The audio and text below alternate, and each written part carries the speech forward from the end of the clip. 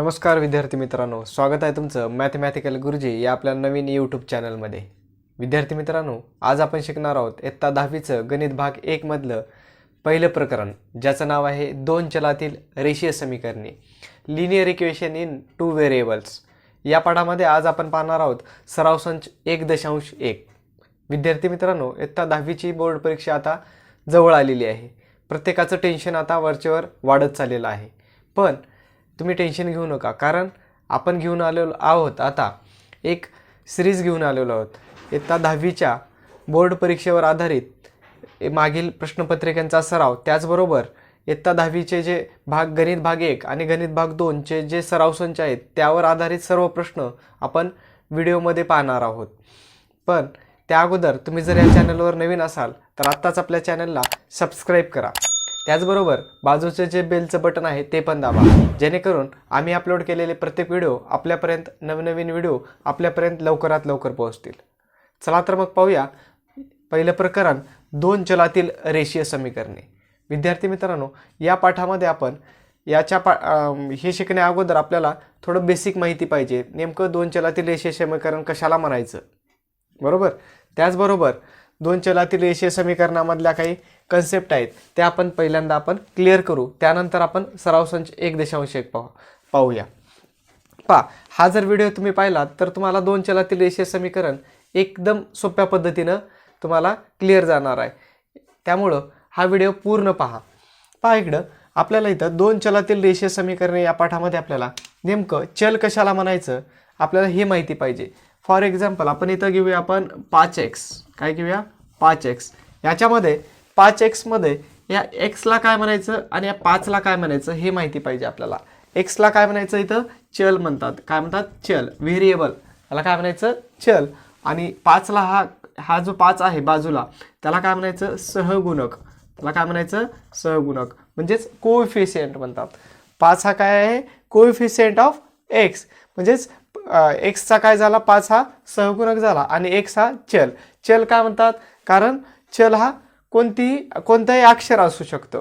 कोणतेही अक्षर म्हणजे काय A to Z मधलं कुठलंही अक्षर ते बदलू शकतं, पण सहगुणक हे बदलत नाहीत, कॉन्स्टंट असतं, बरोबर। आणि या 5x ला एकूणच काय म्हणायचं, याला पद म्हणतात, पद म्हणजेच टर्म म्हणतात, त्याला काय म्हणतात टर्म। म्हणजे x हे काय चल आणि हे 5 हे काय सहगुणक। अत्यंत खूप महत्त्वाचं आहे विद्यार्थी मित्रांनो, कारण याच्यावर आधारित आपल्याला पुढं सराव संचामध्ये आधारित आपल्याला प्रश्न आहेत, त्यामुळं बोर्ड परीक्षेमध्ये सुद्धा आपल्याला सहगुणक आपल्याला कळायला पाहिजे, चल कशाला म्हणतात, कारण याच्यावर आधारित आपल्याला एक गुणाचे प्रश्न विचारले गेलेले आहेत। त्यामुळं हे खूप लक्षपूर्वक आहे का, x हे काय चल आणि 5 हा सहगुणक, तर एकूण याला काय म्हणायचं पद। आता आपल्याला चल कळालं, आपल्याला कशाला म्हणायचं, सहगुणक कशाला म्हणायचं, पद कशाला म्हणायचं हे कळालं आपल्याला। मग समीकरण कशाला म्हणायचं, समीकरण जास्त टेन्शन घ्यायचं, समीकरण काय जिथं बरोबर चिन्ह दिसतं त्याला काय म्हणतो आपण समीकरण म्हणतो, equal to, is equal to, है ना, हे जिथं बरोबर चिन्ह दिसतं आपण त्याला काय म्हणतो समीकरण म्हणतो। मग रेषीय समीकरण इथं काय दिलेलं आहे, याचा अर्थ काय, एका सरळ रेषेमध्ये, एका सरळ रेषीय ज्या वेळेस आपण आलेख पद्धतीने रेषीय समीकरण सोडवतो त्यावेळेस आपल्याला ह्याची जी उकल असते समीकरणाची ती आपल्याला एका सरळ रेषेमध्येच आलेली असते, म्हणजे या पद्धतीने मध्ये या दोन, बरोबर, याला म्हणून आपल्याला रेषीय म्हटलेलं आहे इथं, रेषीय समीकरण। मग आपल्याला आता रेषीय समीकरण आहे किंवा दोन चलातील रेषीय समीकरण या पाठामध्ये आपल्याला नेमकं दोन चलातील रेषीय समीकरण कशाला म्हणायचं किंवा कसं ओळखायचं हे आपल्याला माहिती पाहिजे। पहिल्यांदा आपण इकडं 2x अधिक 5y बरोबर 18, इथं दोन चलातील रेषीय समीकरण नेमकं कशाला म्हणायचं, आधी व्याख्या सांगतो तुम्हाला। दोन चलातील रेषीय समीकरणाची व्याख्या काय की ज्या समीकरणामध्ये दोन चले असतात आणि चल असलेल्या प्रत्येक पदाची कोटी जर 1 असेल तर त्या समीकरणाला काय म्हणतात, दोन चलातील रेषीय समीकरण असे म्हणतात। आता इथं बघा, दोन चलातील रेषीय समीकरणामध्ये चल इथं काय, इथं x आणि y हे दोन चल आहेत, त्याचबरोबर त्याचा कोटी इथे किती आहे, कोटी म्हणजे काय डोक्यावरची संख्या, कुणाच्या चलाच्या डोक्यावरची, बरोबर, यालाच आपण घात म्हणतो। किती आहे x च्या डोक्यावर 1 आहे आणि y च्या पण 1 आहे, म्हणून हे काय झालं दोन चलातील रेषीय समीकरणाचं उदाहरण झालं, बरोबर। म्हणजेच आपल्याला काय कळालं, दोन चलातील रेषीय समीकरण कसं ओळखायचं की समीकरणामध्ये पहा इथं 8m अधिक 2n बरोबर 5. इथं पहा m आणि n हे काही तिथं चल आहेत आणि चल असलेल्या दोन चल आहेत बरोबर. त्याचबरोबर या प्रत्येक चलाचा कोटी, कोटी म्हणजे डोक्यावरची संख्या किती आहे, 1 आहे. म्हणून हे उदाहरण कशाचं आहे, दोन चलातील रेषीय समीकरणाचं उदाहरण आहे. आता तुम्हाला लक्षात आलं असेल की दोन चलातील रेषीय समीकरण कसं ओळखायचं. समीकरणामध्ये जर दोन चले असतील आणि त्याचबरोबर चल असलेल्या प्रत्येक पदाचा कोटी किती पाहिजे आपल्याला, 1 पाहिजे. 1 पेक्षा मोठाही नको आणि 1 पेक्षा लहानही नको, तरच आपण त्याला काय म्हणतो, दोन चलातील रेषीय समीकरण. आता पहा बरं, 7x वर्ग प्लस 5y बरोबर 3. इथं पहा, इथं x आणि y हे दोन चले आहेत, पण xचा इथं काय, इथं वर्ग दिलेला, घात किती आहे, दुसरा आहे. म्हणून हे दोन चलातील रेषीय समीकरण होईल का, नाही. कारण आपल्याला जरी दोन चले असले तरी आपल्याला घात किती पाहिजे, दोन चलातील रेषीय समीकरण असण्यासाठी घात किती पाहिजे, 1 पाहिजे. पण इथं किती आहे, 2 आहे. म्हणून हे दोन चलातील रेषीय समीकरण असू शकत नाही. तर तुम्हाला समजलं की दोन चलातील रेषीय समीकरण कशाला म्हणायचं की दोन चलातील रेषीय समीकरणामध्ये चल 2 पाहिजे आणि त्यांचा घात हा 1 पाहिजे. 1 पेक्षा मोठाही अंक नको किंवा मोठाही नको आणि लहानही नको. समजलं. त्याच पद्धतीने आपल्याला एक माहिती पाहिजे. आता आपल्याला हे समजलं, आता दोन चलातील रेषीय समीकरण कसं ओळखायचं. आता आपण त्याचं सामान्य रूप, जनरल फॉर्म काय आपल्याला माहिती पाहिजे. दोन चलातील रेषीय समीकरणाचं सामान्य रूप, सामान्य रूप म्हणजे काय सामान्य रूप काय आहे, इथं ax अधिक by अधिक c बरोबर 0 हे दोन चलातील रेषीय समीकरणाचं सामान्य रूप आहे. सामान्य रूप कशाला म्हणायचं विद्यार्थी मित्रांनो, सामान्य रूप म्हणजे समीकरण हे कोणत्या स्थितीमध्ये असले पाहिजे, म्हणजेच थोडक्यात काय, समीकरण हे कसं असले पाहिजे बरोबर. x आणि y हे दोन चले आहेत, c हे स्थिर पद आहे, दोन चले आहे आणि चल असलेल्या प्रत्येक ह्या x आणि y चा कोटी किती आहे, 1 आहे. म्हणजे या स्वरूपामध्ये हे समीकरण असेल तर त्यालाच आपण दोन चलातील रेषीय समीकरण म्हणतो, म्हणून हे सामान्य रूप म्हणतो बरोबर. आता आपल्याला माहिती आहे काय की मुलाला किंवा मुली यायला आपल्याला मोठं झाल्यावर आपल्याला नेमकं कसा पाहिजे किंवा कशी पाहिजे हे आपण आतापासूनच आपण विचार करून ठेवतो ना. लांब नाकाचा पाहिजे, पांढरा शुभ्र पाहिजे, अशा वेगवेगळ्या गोष्टी आहेत आपल्याला बरोबर. म्हणजे आपल्याला माहिती आहे हे अशा पद्धतीनं आपल्याला पाहिजे. पण त्याच पद्धतीनं सामान्य रूप म्हणजेच काय, तर आपल्याला की सामान्य रूपामध्ये दोन चलातील रेषीय समीकरण कोणत्या प्रकारे असले पाहिजेच, म्हणजेच काय, x आणि y ही दोन चले आणि चल असलेल्या प्रत्येक पदाचा कोटी जर 1 असेल तरच त्याला आपण दोन चलातील रेषीय समीकरणाचं सामान्य रूप म्हणतो. आता इथं आपल्याला इथं दिलंय 5x अधिक 3y बरोबर 8 या हे दोन चलातील रेषीय समीकरण आहे का. तर आता तुम्हाला एकदम चांगल्या पद्धतीने कळालं असेल हे दोन चलातील रेषीय समीकरण आहे का, आहे का. तर इथं x आणि y हे दोन चले वापरलेले आहेत आणि यांचा कोटी सुद्धा किती आहे, 1 आहे. म्हणून हे दोन चलातील रेषीय समीकरणाचं सामान्य रूप आहे. तर तुम्हाला समजलं असेल आता सहगुण कशाला म्हणायचं, चल कशाला म्हणायचं. त्याच पद्धतीनं दोन चलातील रेषीय समीकरण कसं ओळखायचं आणि दोन चलातील रेषीय समीकरणाचं सामान्य रूप म्हणजेच त्याला जनरल फॉर्म काय असतं हे पण आपण पाहिलेलं आहे. चला तर मग आता पाहूया सराव संच 1.1. पहा विद्यार्थी मित्रांनो, इथं काय दिलेलं आहे आपल्याला, पुढील कृती पूर्ण करून एक सामायिक समीकरणे सोडवा. मग काय करायचं आपल्याला, 5x अधिक 3y बरोबर 9 आणि 2x वजा 3y बरोबर 12 असे दोन समीकरणं आपल्याला इथं दिलेली आहेत. मग समीकरण 1 आणि 2 यांची बेरीज करायचं आपल्याला.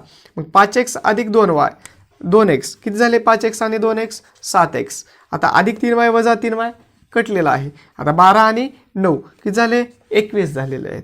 मग आपल्याला x आपल्या जागेवर 21 आपल्या जागेवर 7 गुणाकारात बरोबर चिन्हाच्या पलीकडे गेले, भागाकारात झाले, म्हणून 7 त्रिक काय येतील 21. म्हणून x ची व्हॅल्यू काय आलेली आहे, 3 आलेली आहे.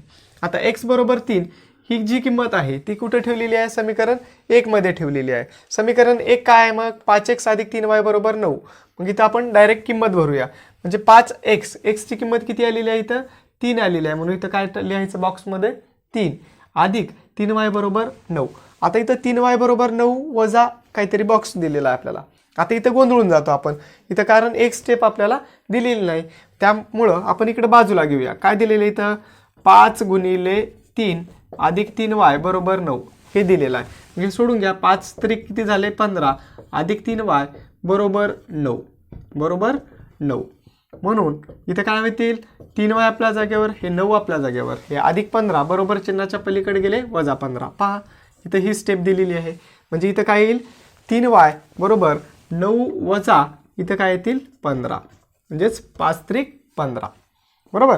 आता 3y आपल्या जागेवर, आता 9 मधून 15 जात नाहीत, 15 मधून 9 आपल्याला जर काढले तर किती राहतील 6 राहतील. किती राहतील 6. मोठ्या संख्येचं चिन्ह वजा, म्हणजे काय आलं 3y बरोबर वजा 6 आणि y बरोबर वजा 6 आपल्या जागेवर. हे 3 गुणाकारात इकडं आलं भागाकारात, म्हणून 3 बरोबर काय आलं 3, y बरोबर काय आलं 3 दोन्ही 6 आणि हे वजा जशात तसं. म्हणून x आणि y ची उकल काय आलेली आहे या समीकरणाची उकल. आधी x ची सांगायची आहे आपल्याला व्हॅल्यू काय आली 3 आणि y ची काय आलेली आहे वजा 2. या पद्धतीने आपण सराव संच 1.1 मधलं पहिला प्रश्न कृतीवर आधारित ते आपण पाहिलेला आहे. लगेचच पाहूया दुसरा प्रश्न. विद्यार्थी मित्रांनो, सराव संच 1.1 मधला दुसरा प्रश्न काय सांगितलेला आहे, पुढील एक सामायिक समीकरणे सोडवा. त्यामध्ये आपल्याला पहिला प्रश्न विचारलेला आहे 3a अधिक 5b बरोबर 26 आणि a अधिक 5b बरोबर 22. पहा अशा पद्धतीची जर समीकरणे आपल्याला विचारली तर आपल्याला पहिल्यांदा स्टेप ध्यानात ठेवली पाहिजेत. ही समीकरणे कशी सोडवायची, तर त्याच्या पायऱ्या आहेत काही ते लक्षात ठेवले पाहिजेत. पहिल्यांदा हे समीकरण सोडवण्याच्या अगोदर आपल्याला पायऱ्यात माहिती पाहिजे. पहिल्यांदा हे समीकरणाला आपल्याला समीकरण 1 आणि समीकरण 2 द्यायचं. पहा नीट लक्ष द्या. काय करायचं आहे 3a अधिक 5b बरोबर 26 याला आपण समीकरण नंबर 1 देऊया. त्याच पद्धतीनं दुसरं काय कॉमा a अधिक 5b, a अधिक 5b बरोबर 22 याला समीकरण नंबर 2 दिलं. पहा आपण पहिलं काम काय केलेलं आहे की समीकरण 1 आणि समीकरण 2 दिलेलं आहे. 2 समीकरणाला 2 समीकरण दिलेलं आहे. आता त्याबरोबर पुढं काय करायचं, आता सगळ्यात पहिल्यांदा लक्षात ठेवायचं की कुणाचा सहगुणक समान आहे, म्हणजे एचा समान आहे का बीचा. कधी कधी परीक्षेमध्ये आपल्याला एक्स आणि वाय सुद्धा किंवा एम आणि एन काही देऊ शकतं. म्हणजे सहगुणक कुणाचा समान आहे ते पाहायचं. एचा समान आहे का बीचा समान आहे. आताच आपण चल कुणाला म्हणायचं, सहगुणक कुणाला म्हणायचं ते पाहिलंय. मग आपल्याला पहिल्यांदा सहगुणक कुणाचा समान आहे, एचा समान आहे का बीचा समान आहे. कुणाचा तरी एकाचा सहगुणक समान आहे का पाहायचं, एचा असो किंवा बीचा असो. इथं पहा एचा सहगुणक वरी पहा 3 आहे, खाली किती आहे काही नाही म्हणजे 1 असतो इथं. म्हणजे इथं सहगुणक समान आहे का नाही. इथं बीचा पहा, बीचा 5 आहे, खाली किती आहे बीचा 5 आहे, म्हणजे इथं सहगुणक समान आहे. म्हणजे इथं सहगुणक आपल्याला समान करायची गरज नाही, ऑलरेडी समान दिलेलं आहे. त्यामुळं एकदम सोपं झालं आपल्याला. चला तर मग आपण सोडूया. काय पहिली पायरी कळाली आपल्याला, काय समीकरण 1 आणि 2 द्यायचं समीकरणाला. त्याच पद्धतीनं पुढची पायरी काय, तर आपल्याला सहगुणक समान करणे. दुसरी पायरी काय, सहगुणक समान करणे. एचा सहगुणक समान करा किंवा बीचा. इथं बीचा सहगुणक 5 आणि इथं पण बीचा सहगुणक 5 आहे.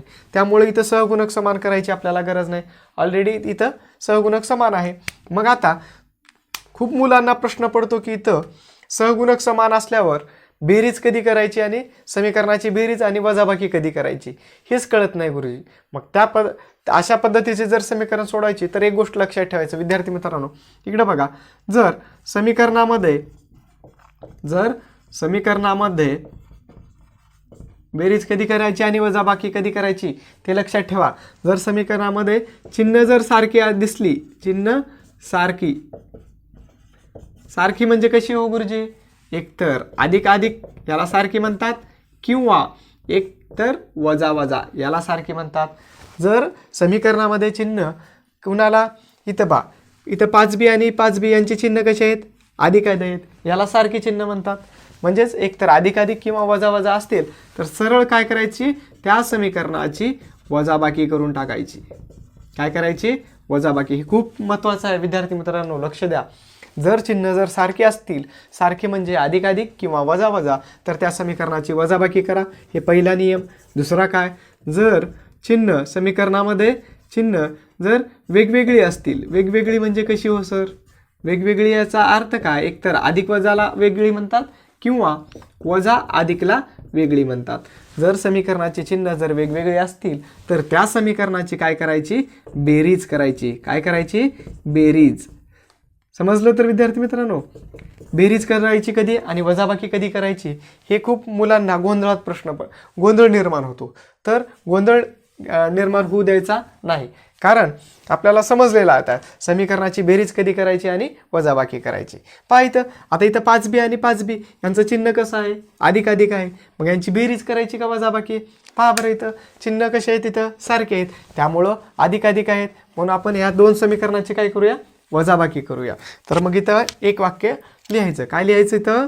समीकरण 1 वजा समीकरण 2 करू, किंवा 2 वजा 1 केलं तरी चालतंय, किंवा 1 वजा 2 केलं तरी येतं. उत्तर कोणतं येते? उकल आपल्याला काढायचं. आता इथं पहा, समीकरण 1 काय आहे? इथं 3a अधिक 5b बरोबर 26. समीकरण 2 काय आहे? a अधिक 5b बरोबर 22. इथंपर्यंत समजलं का? क्लिअर? ओके. पहा, पहिल्यांदा काय केलं आपण? समीकरण 1 आणि समीकरण 2 दिलं समीकरणाला. दुसऱ्या पायरीमध्ये काय पाहिलं आपण? सहगुणक कुणाचा समान आहे? सहगुणक समान नसले तर समान करायचा असतो, पण ऑलरेडी इथं सहगुणक समान दिलेला आहे बीचा. मग तिसरी पायरी काय पाहिली आपण? समीकरणाची बेरीज कधी करायची आणि वजाबाकी कधी करायची. आपल्याला समजलं, चिन्ह जर सारखी असली तर समीकरणाची वजाबाकी करायची, चिन्ह जर वेगळी असली म्हणजेच अधिक वजा किंवा वजा अधिक असेल तर समीकरणाची बेरीज करायची. ही इथपर्यंत क्लिअर कळालं. आता समीकरणाची वजाबाकी करताना एक गोष्ट नेहमी लक्षात ठेवायची की समीकरणाची वजाबाकी करते वेळेस समीकरणाची खालची चिन्ह बदलतात म्हणजे काय होतं? अधिकचं वजा, वजाचं अधिक. म्हणजे इथं काही नाही, म्हणजे काय असतं? अधिक असतं. चिन्ह कोणतं असतं? अधिक. अधिकचं झालं वजा, अधिकचं झालं वजा, इथलं अधिकचं झालं वजा. समजलं? समीकरणाची वजाबाकी करते वेळेस फक्त वजाबाकी, बेरीज करते वेळेस चिन्ह बदलायची नाहीत, वजाबाकी करते वेळेसच बदलायचं. मग पहा इथं 3a अधिक वजा वजाबाकी. 3a मधून इथं जर 1a गेला, इथं काही नाही म्हणजे 1a असतो, सहगुणक 1 असतो. 3a मधून 1a गेला काय होतं? 2a अधिक 5b आणि वजा 5b हे चिन्ह लक्षात ठेवायचं. आता नवीन काढलेलं अधिक 5b वजा 5b कटलेलं आहे बरोबर. अधिक वजा वजाबाकी 26 मधून 22 गेले किती राहतात? 4 राहतात. म्हणून a बरोबर काय येतील? a बरोबर हे 4 आपल्या जागेवर 2 गुणाकारात, तिकडे आलं भागाकारात. म्हणून a बरोबर काय आलं? बेक बे, बे दोन्ही 4. a बरोबर काय आली? किंमत 2 आलेली आहे. इथंपर्यंत क्लिअर झालं? पहा, एकदम आपण सोप्या पद्धतीनं पाहत आहोत की समीकरण कसं सोडवायची. हा जर व्हिडिओ पाहिलं तुम्हाला तर 2 चलाती रेषे समीकरण एकदम तुम्हाला क्लिअरच होईल. सराव संच 1.1. पहा, आता ही जी किंमत आहे a बरोबर 2, ही जी किंमत आहे आपण समीकरण 1 मध्ये ठेवूया किंवा 2 मध्ये ठेवूया. कोणते सोपं वाटतंय? a बरोबर 2 ही किंमत समीकरण 1 किंवा 2 मध्ये ठेवू. कोणते सोपं आहे? मला तर दुसरं सोपं वाटतं. पहा, जे सोपं आहे समीकरण त्याच्यामध्ये ठेवायचा शक्यतो प्रयत्न करायचा. a बरोबर 2 ही किंमत समीकरण कुठे ठेवूया आपण? समीकरण 2 मध्ये ठेवू. 2 मध्ये ठेवू. मग समीकरण 2 काय आहे? a अधिक 5b बरोबर 22. a अधिक 5b बरोबर 22. मग आपल्याला माहिती आहे a ची किंमत किती आहे? a ची किंमत 2, म्हणून इथं 2 फिल करा, भरा. a 2 a ची किंमत अधिक 5b जशात तसे अधिक बरोबर 22 आपल्या जागेवर. किंमत आपल्याला b ची काढायची आहे. 5b आपल्या जागेवर, 22 आपल्या जागेवर. हे अधिक 2 बरोबर चिन्हाच्या पलीकडे किती झाले? वजा 2 झाले. म्हणून 5b बरोबर 22तून 2 गेले 20 राहिले. आता b ची किंमत काढायची आहे. b ला इथंच थांबायला हवा. 20 आपल्या जागेवर, हे 5 गुणाकारात बरोबर चिन्हाच्या पलीकडे गेले भागाकारात. म्हणून b बरोबर काय आले? इथं लिहितो मी. म्हणून b बरोबर 5च्या पाड्यामध्ये 20 आहे, पाऊण चोक 20. म्हणून आपण काय लिहूया? b बरोबर पाऊण चोक 20 म्हणून 4. म्हणून उकल इथं लिहायची. उकल काय आली? उकल a, b क्रमाने लिहायची. आधी a, b. a ची किंमत लिहा. a बरोबर किती आलं? 2 आणि b बरोबर किती आलं? 4. या पद्धतीनं या समीकरणाची ही उकल आहे. तुम्हाला एकदम सोप्या पद्धतीने आणि सहज सोप्या पद्धतीनं ही पहिलं आपल्याला जे समीकरण आहे ते समजलं असेल. लगेचच पाहूया दुसरं समीकरण. काय x अधिक 7y बरोबर 10 आणि 3x वजा 2y बरोबर 7. आता हे कसं सोडवायचं पहा. पहिली स्टेप आत्ता सांगितल्याप्रमाणे काय करायचं, समीकरण 1 आणि समीकरण 2 देऊन टाकायचं. पहिल्यांदा पहा, पहिल्यांदा x अधिक 7y बरोबर 10 याला काय करायचं, समीकरण नंबर 1 देऊन टाका. चला दुसरं काय, 3x वजा 2y बरोबर 7 याला समीकरण नंबर 2 देऊया. पहिली स्टेप कळाली, समीकरण 1 आणि 2 दिलं. आता दुसरी महत्त्वाची स्टेप काय, दुसरी स्टेप कुणाचा सहगुणक समान आहे. इथं x आणि y आहेत. मग xचा सहगुणक समान आहे का yचा. सहगुणक समान नसेल तर आपल्याला सहगुणक समान करायचं आणि त्याची एकाची किंमत आपल्याला लोप करायची. आता इथं पहा, xचा सहगुणक इथं काय नाही म्हणजे 1 असतो आणि इथं xचा सहगुणक 3 आहे, yचा इथं 7 आहे आणि इथं yचा वजा 2 आहे. मग इथं पहा, xचाही सहगुणक समान नाही आणि yचाही सहगुणक समान नाही. मग आता कसं करायचं, या अगोदरच्या प्रश्नामध्ये आपण काय पाहिलं होतं की सहगुणक समान कसा करायचा. ते सहगुणक ऑलरेडी समान होतं, तिथं तर सहगुणक समान करायची गरज नव्हती. पण इथं आपल्याला सहगुणक समान करावे लागेल, कारण एक्सचाही सहगुणक समान नाही आणि वायचाही सहगुणक समान नाही. मग सहगुणक कसा समान करायचा पहा. पहिल्यांदा आपण एक्सचा करा किंवा वायचा करा, कोणताही एक करा, जे सोपं वाटतं त्याचा करायचं सहसा. इथं पहा, एक्सचा सहगुणक 3 आहे, मला जर इथं 3 आणायचं असेल त्या वरच्या एक्सला कितीनं गुणल्यावर 3 येईल. मग वरच्या एक्सला 3 न गुणल्यावर मला हा 3x होईल बरोबर, म्हणजे एक्सचा सहगुणक समान होईल. आता वायचा सहगुणक पण समान करता येईल, पण थोडं अवघड कशाला जायचं, सोप्यामध्ये आहे इथं. म्हणून आपण काय करूया, नुसत्या एक्सला न गुणता पूर्ण समीकरण 1ला 3 न गुणूया. 3नच का गुणूया, कारण खाली एक्सचा सहगुणक 3 आहे म्हणून मला वरी पण 3 आणायचं आहे आणि हे x काय करायचं आहे, 3x सारखं करायचं आणि कटवायचं आपल्याला एक्सला. म्हणून समीकरण इथं एक वाक्य लिहायचं, समीकरण 1ला 3 ने गुणू. समीकरण 1ला जर 3 न गुणलं तर काय येईल, मग कशाला 1ला गुणायचा. मी इथं 3 लिहितो होतो तुम्हाला समजण्यासाठी. हे परीक्षेमध्ये लिहायचं नाही. हे पहा, 3 गुणिले x काय होईल, इथं 3x. आपण समीकरण 1चं रूपांतर समीकरण 3 मध्ये करायला होतं. पहा, 3 गुणिले x 3x अधिक 7 त्रिक 21y, 7y गुणिले 3 21y बरोबर 10 गुणिले 3 9 त्रिक 30. हे झालं समीकरण नंबर 3. आपण काय केलं, समीकरण 1चं रूपांतर समीकरण 3 मध्ये केलेलं आहे. समजलं असेल तुम्हाला इथंपर्यंत. आता 1ला थोडं बाजूला ठेवा. आता समीकरण 2 आणि समीकरण 3 यांचा विचार करा, कारण 3x इथं कसं झालेलं आहे, समान झालेलं आहे, सारखं झालेलं आहे. म्हणून आता समीकरण 2 आणि समीकरण 3 यांचा विचार करूया आणि x आणि y ची किंमत काढूया. बघा इथं 3x यांचं चिन्ह कोणतं आहे. खूप जण काय करतात, इकडली चिन्ह पकडतात, पाठीमागलची चिन्ह ही नसतात, हे वायचे आहे चिन्ह. 3x आणि ह्या 3xचं चिन्ह कोणतं आहे, इकडं काही नाही म्हणजे प्लस साईन असतं आणि इथं पण प्लस असतं. पहा आता चिन्ह कसे आहेत, अधिक आहेत. मग समीकरण या 2 आणि 3ची समीकरणाची बेरीज करायची का वजाबाकी, आत्ताच पाहिले आपण. चिन्ह जर समान असतील, सारखी असतील तर समीकरणाची काय करायची, वजाबाकी करायची. म्हणून समीकरण 2 वजा 3 करा किंवा 3 वजा 2 करा, कोणतंही केलं तरी आपल्याला काही फरक पडणार नाही. आपण समीकरण 2 वजा समीकरण 3 करूया किंवा 3 वजा 2 केलं तरी काय अडचण नाही. बघा इथं एक वाक्य लिहायचं, समीकरण 3 वजा समीकरण 2 करू. समीकरण 3 काय आहे, मग लिहा खाली. समीकरण 3 काय आहे, 3x अधिक 21y बरोबर 3 वजा समीकरण 2 काय आहे, 3x वजा 2y बरोबर 7. पहा आता सांगितलं होतं तुम्हाला, समीकरणाची ज्यावेळेस वजाबाकी करतो आपण त्यावेळेस खालची चिन्ह बदलायची. म्हणजेच इथल्या अधिकचं होईल वजा, वजाचं झालं अधिक आणि इथल्या अधिकचं होईल वजा. आता वजाबाकी करा. मग अधिक 3x वजा 3x काय झाले, कटलेले आहेत. आता अधिक अधिकच होईल म्हणून 21 आणि 2 21 22 23y होतील बरोबर. अधिक वजा वजाबाकी, 30 मधून 7 वजा करा, किती राहतील, 23च राहतील. 30 मधून जर 7 गेले तर किती राहतील, 23च राहतील. म्हणून y बरोबर काय होईल, हे 23 आपल्या जागेवर, हे 23 गुणाकारात इकडे आले भागाकारात, म्हणून y ची किंमत काय आली 23 × 23. इथपर्यंत क्लिअर झालं. y बरोबर काय आलं 1 आलेलं आहे. आता ही जी y बरोबर 1 ची किंमत आहे, y बरोबर 1 आलेली जी किंमत आहे ही समीकरण 1 मध्ये ठेवा, 2 मध्ये ठेवा किंवा 3 मध्ये ठेवा. y बरोबर 1 ही किंमत कुठे ठेवू आपण, जे सोपं वाटतं त्याच्यामध्ये ठेवा. समीकरण 1 आहे, 2 आहे किंवा 3 आहे. सोपं कोणतं आहे, समीकरण 1 सोपं दिसतं इथं आपल्याला, म्हणून y बरोबर 1 ही जी किंमत आहे ही समीकरण 1 मध्ये ठेवू, 1 मध्ये ठेवू. बरोबर, समीकरण 1 मध्ये ठेवू. मग आता ही जी किंमत आहे ती 1 मध्ये, एक समीकरण काय आहे, x अधिक 7y, x अधिक 7y बरोबर 10.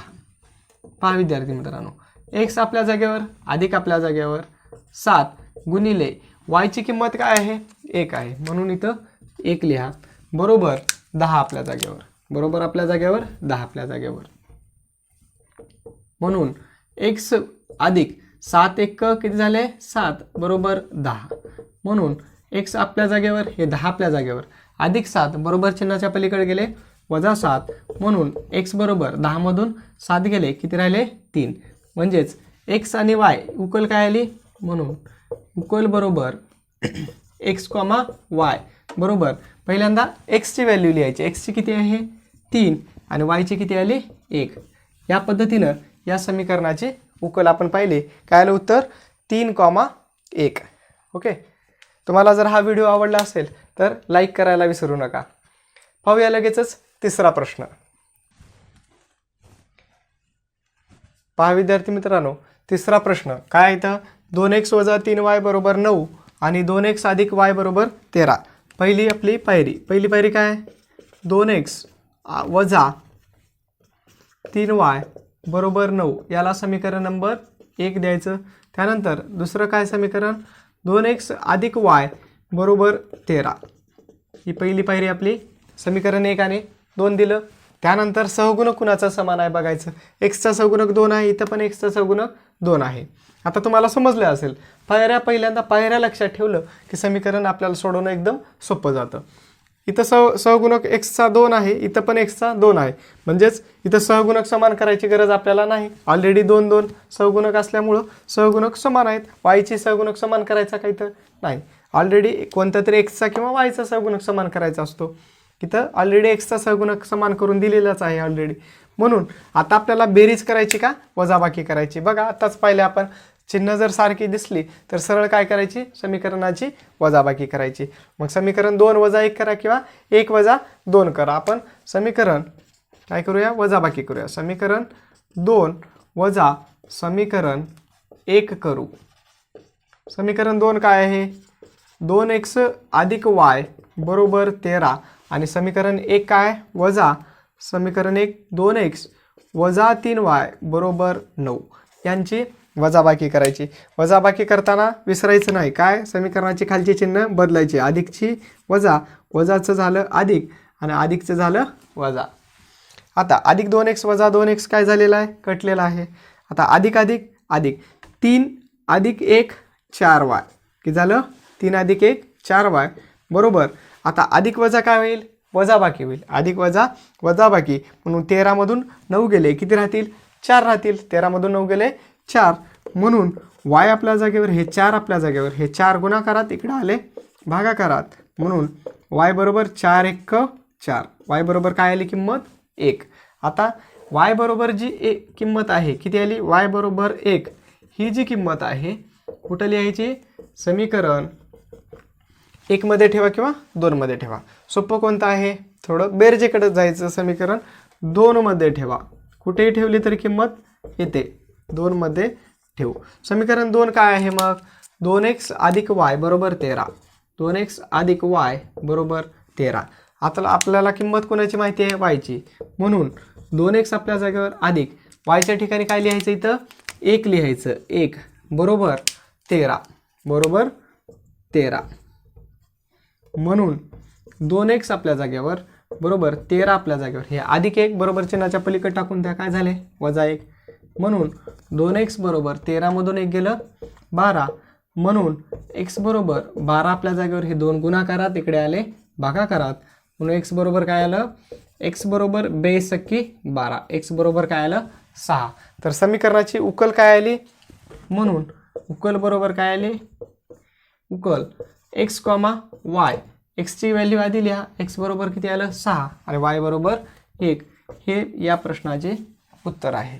काय आलं, x बरोबर x, y, x ची किंमत किती आली 6 आणि y ची 1. उत्तर काय आलं 6,1. तर तुम्हाला हा व्हिडिओ जर आवडला असेल तर नक्कीच लाईक करायला विसरू नका. लगेचच पाहूया तिसरा प्रश्न.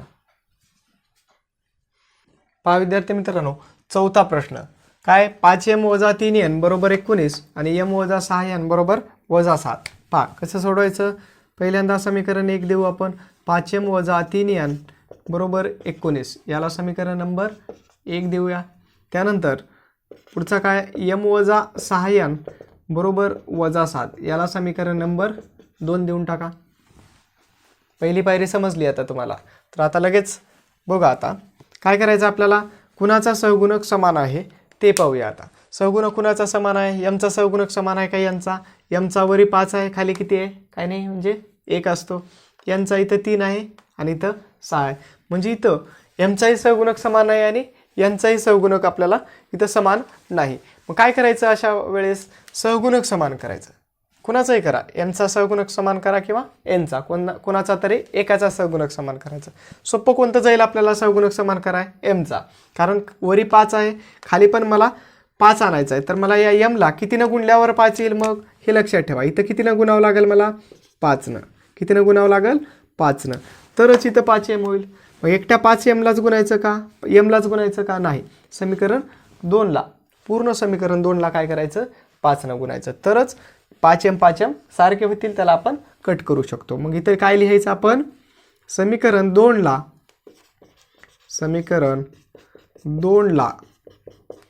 5 ने गुणू. समीकरण 2 ला 5 ने गुणून समीकरण 3 तयार करूया. समीकरण 2 काय आहे, ह्याला आपण कितीनं गुणायचं, 5नं. 5 गुणिले m काय झाले, 5m वजा 6 गुणिले 5, 6 5 30n बरोबर 7 5 35 आणि हे वजा आहे म्हणून वजा. हे झालं समीकरण नंबर 3.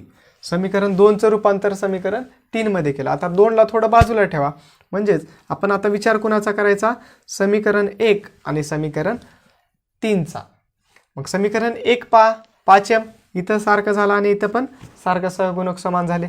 मग आता यांची बेरीज करायची का वजाबाकी, समजले आपल्याला. इथंच लिहिलं आपण, चिन्ह जर सारखे असतील तर त्यांची वजाबाकी करा. मग इथे लिहायचं समीकरण 3 - 1 करा किंवा 1 - 3 करा, कोणतंही केलं तरी काय अडचण नाही. आपण काय करूया, समीकरण 3 वजा समीकरण 1 करू. समीकरण 3 काय आहे, मग इथे लिहायचं समीकरण 3 काय आहे,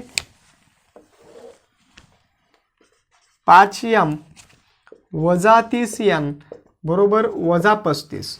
समीकरण 1 काय आहे, मग 5m - 3n बरोबर 19. आता यांची काय करायची आपल्याला, वजाबाकी करायची आहे. वजाबाकी करताना खालचे चिन्ह लगेच बदलून टाका. अधिकची होईल वजा, इथल्या वजाचं झालं अधिक, इथल्या अधिकचं झालं वजा. अधिक 5m वजा 5m कटअप झालेले आहेत.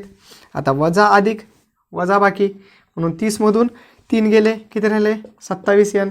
मोठ्या संख्येचं चिन्ह कोणतं आहे, 30 ला वजाचं चिन्ह आहे म्हणून वजा देऊन टाका. बरोबर, वजा वजा किती होता तो, वजा वजा काय झाले, अधिक झाले, म्हणून 35 आणि 19 यांची बेरीज करा. किती, 9 5 14, 14 4 4 1 3 आणि 1 4 आणि 1 5, किती झाले 54. मोठ्या संख्येचं चिन्ह वजा. मग आता हे वजा वजा काय होतील, कॅन्सल. काय उरतंय मग, 27n बरोबर 54. वजा वजा काय झालं, इथलं कट झालेला आहे म्हणजे अधिक झालेला आहे. मग n आपल्या जागेवर 54 आपल्या जागेवर, 27 गुणाकारात इकडे आले भागाकारात, म्हणून n बरोबर 27 1 27, 27 2 54, n बरोबर किती आलेलं आहे, 2 आलेला आहे.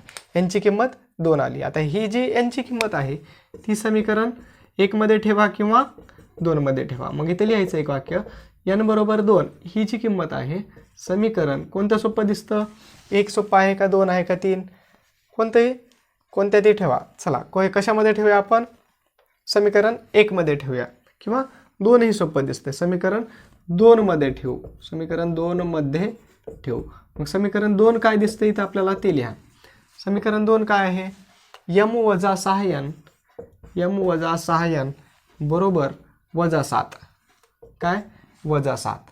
म्हणून m ची किंमत आपल्याला माहिती नाही, m आपल्याला काढायचा. m वजा 6 गुणिले यांची किंमत किती आहे इथं, यांची किंमत 2 आहे.